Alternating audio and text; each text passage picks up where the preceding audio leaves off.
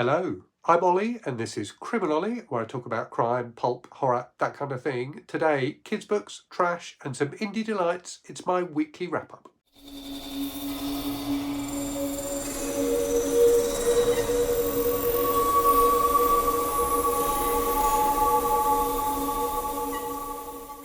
So I was bemoaning in my weekly wrap-up last week, I think, the fact that I don't feel like I'm getting through my Read What You Own challenge that quickly. To counter that, this week I've read 11 books. So I've got through 11 books this week, pretty much all of them quite short.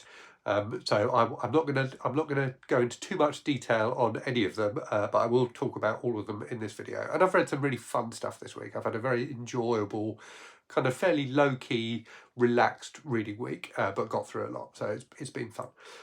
So yes, I will talk about those books as usual, and then I will also talk about what's been on the channel and what's coming on the channel in the week ahead, just in case you're interested in that. So in terms of my Read What You Own challenge then, so the 11 books I've read this week mean I'm now at book 45 in my Read What You Own challenge, so I'm nearly halfway there. And I've got a few more short things lined up between now and the end of the month. I think I've got a few ideas of things I might read. So hopefully I'll get to 50, get to the halfway point fairly quickly. If you don't know, the Read What You Own challenge is where you read, in my case, 100 books. So you set your own target. So I'm reading 100 books I already own before I can buy any new books. But I can receive books as, like gifts and things like that, and books from publishers and authors. Right, so let's get on with the books then. So the first thing I finished this week then was The Witches, Book 7, The Feud by James Darke. So the penultimate book in the Witches series. I'm going to read the final book in the Witches series next month, I think, for Horror Mayhem. This was really fun. It was really saucy. It takes the series in something of a different direction in that it's got a different villain that the protagonist is going up against. Really over the top, really cheesy, really sleazy. I really enjoyed it. It was just a fun book. So yes, enjoyed that a lot. I then read one of the first of, I think, 3 kids' books I read this week. So I'm taking part in Old School April, the nostalgic readathon and watchathon hosted by Kelsey from the channel Slime and Slashers, or created by Kelsey. There's a load of hosts. And one of the things that a lot of people who are doing that are doing is reading Goosebumps books. And indeed, you get points for reading Goosebumps books in this kind of challenge. I'm too old to have read Goosebumps books as a kid, but I have read a few now as an adult, and I read two this week. So the first of those was The Lizard of Oz, both of course by R.L. Stine. So The Lizard of Oz is from the Goosebumps Most Wanted series, which I think is a newer series of Goosebumps books. And certainly I think of Goosebumps as being like a 90s thing. This one had references to like Instagram and things like that in it. So I think these were written quite recently. And in this one, the main character, her parents are a bit weird. They used to have like a farm with little horses on or something like that, and they're now trying to set up a lizard farm, and they've got this lizard egg from Australia, and all kind of things start going wrong when this egg hatches. I won't go into too much detail because it did have a good ending, but yeah, just a fun middle grade horror book. I'm finding I really enjoy these Goosebumps books. It's just fun, silly, quite creative, quick reads. I can see why people who read them as kids love them so much. So that was the first Goosebumps book I read. The second one was even better. So that was The Shocker on Shock Street. And this is about 2 kids, one of whose, I'm trying to remember how it works. I think one of their dads works at this for this film company, who make this have made this really popular series of horror films, and they get to go. There's like a ride that's been set up that showcases like special effects from these movies, and they get to go on this ride, and it's about that basically. But the creatures from the horror movies seem to be like becoming real. And again, it had a fantastic ending. I absolutely love the ending of this one. I won't give it away, but it was really good. So yeah, just a really fun, quick read. So enjoyed that a lot. Also in the horror space, but very different, I read Brainwyrms by Alison Rumfitt. So I loved Alison Rumfitt's first book, Tell Me I'm Worthless. This one I didn't like as much, but it was still good. It's really weird though, to the extent I'm not quite sure if I really understood what was going on for large parts of it. So yeah, I can't even begin to describe it. It's very, very weird. If you liked Tell Me I'm Worthless, it's definitely worth reading. It leans more into the kind of body horror side of things than Tell Me I'm Worthless did. Tell Me I'm Worthless, I thought, played interestingly with like the haunted house like subgenre and things like that. This is more body horror, and I didn't think it was as effective. It's certainly not as disturbing, but it is really, really it is really, really gross at times. And yeah, I don't want to say too much more about it than that, because it's a really difficult book to describe anyway, and definitely difficult to describe without spoiling it. But I did enjoy it, and it definitely made me think. But it's a difficult book book to discuss, let's say. After that, I read something much lighter and easier to digest, which was the 6th book in the Doc Savage series by Kenneth Robeson. This was The Lost Oasis. So Doc Savage, like a pulp hero from kind of the 30s. This was very kind of cheesy and over the top, as they all are. Featured a dirigible, featured vampire bats. So it was a bit, the kind of build up, the first 2/3 of the book were a little bit, not really slow, but it was just like Doc Savage and his gang following people about, and it wasn't that interesting. But the final third was just fantastic. It just, everything kicked off, and it was really, really fun. After that, something more from the kind of trashy end of the spectrum. So I read book 21 in the Edge series by George G. Gilman. This was a very silly entry in the Edge series. So some of the Edge books are like really gritty and enjoyable in that respect.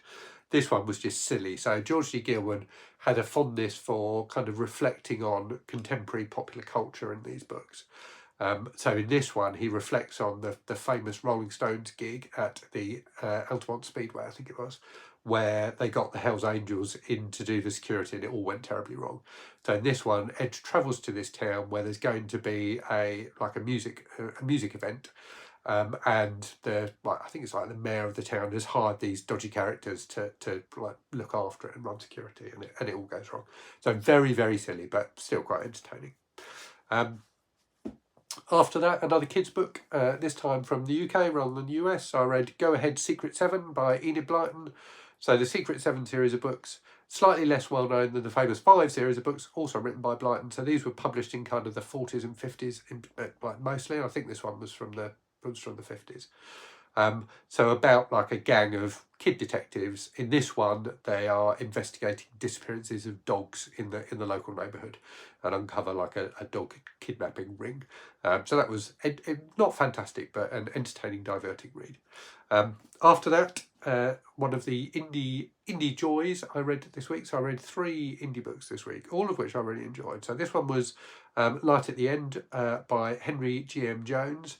From Neotext, and one of the other books I read was also from the publisher Neotext. This was really interesting. So it's about a guy, so it starts with some detectives who are investigating a series of murders in the local neighbourhood, and they realise that all of the people who've been murdered, they've got one thing in common, which is like a kind of horrible secret. And I don't want to say too much about it, because it's really a novella, so I could easily ruin it, but it was really gripping, really dark, really gritty, and it's about what's basically been going on in the area that has led to these people being murdered, and you learn the identity of the murderer fairly quickly, and his motivations.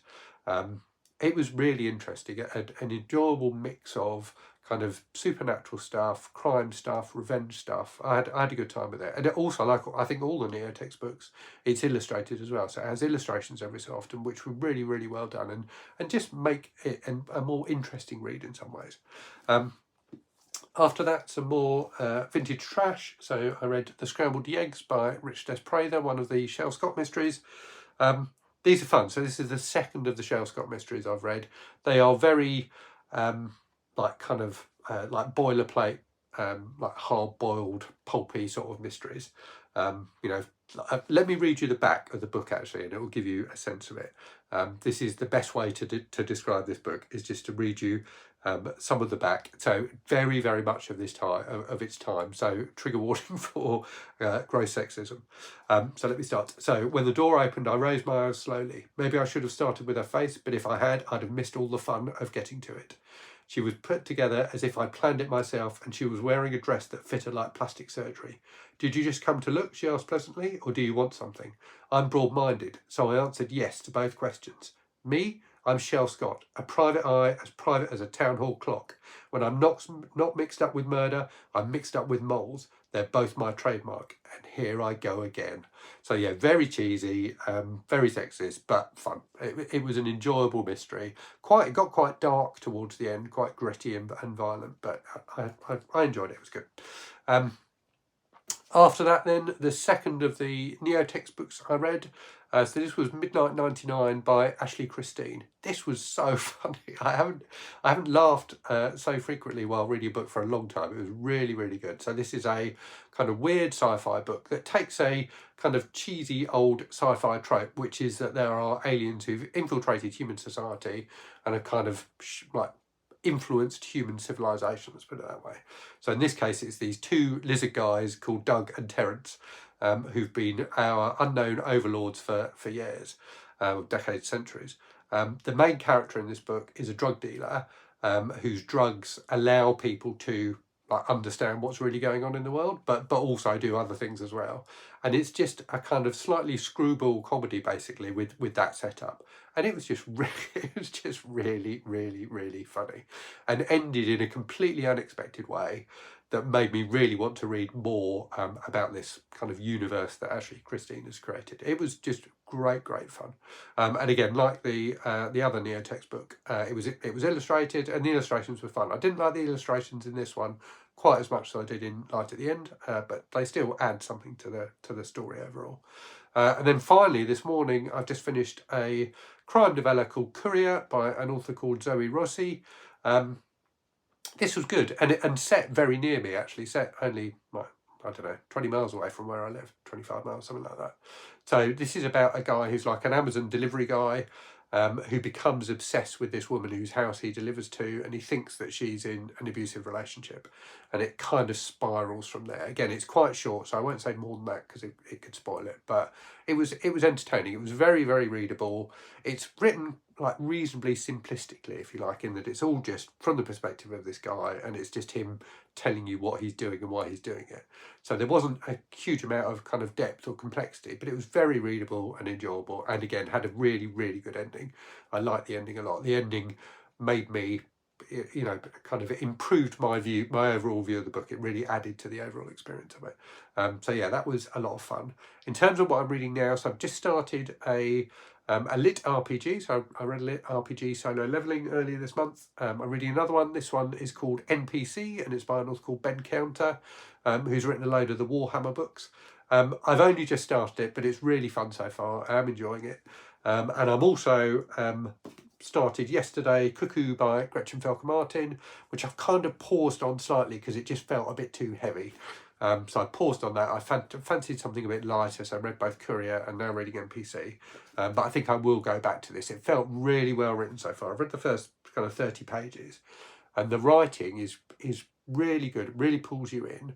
But I can just tell it's going to go to some heavy places, and I'm not in the mood for anything too heavy at the moment. So I'm going to pause on this for a little while, but I will go back to it. Okay, so in terms of channel stuff then, so in the last week you had a video where I talked about kind of my classification of pulp and different types of pulp fiction. I also did a video where I showed off my collection of books from the Men's Adventure Library, which is like a publisher that's republishing stories and articles from old Men's Adventure magazines from the 50s and 60s.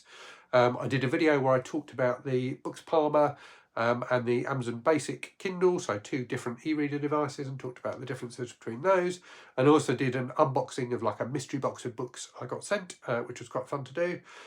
In the week ahead, oh, and if anyone's wondering, I've eaten all of the chocolate and sweets that came in that box, and they were all delicious.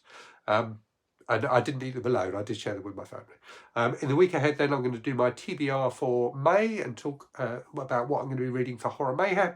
I'm going to do, I think, I haven't filmed it yet, and it's going to be quite an undertaking, but I want to do a video that's the 50 best books from the last 50 years, one book per year. So I'm going to see if I can do that. I'm going to do a review, I think, of The Shadow Glass by Josh Winning, a book I read last week, or maybe it was the week before. recently anyway, this month, and I'm going to do a book about like reviews and ratings in response to a rather misguided thread, if that's what you call them. Like a post that the author Joe Hill made on the social media site Threads, where he talked about how he only wants people to give his books 5 stars if they're reviewing them. So yes, I'm gonna talk a bit about that. Anyway, I'll leave it there for now. Let me know if you've read any of the books I talked about. Let me know what you've been reading this week. And as always, thank you very much for watching. Hope you're safe and well out there. Hope you're reading good stuff, and I'll speak to you again very soon. Cheerio.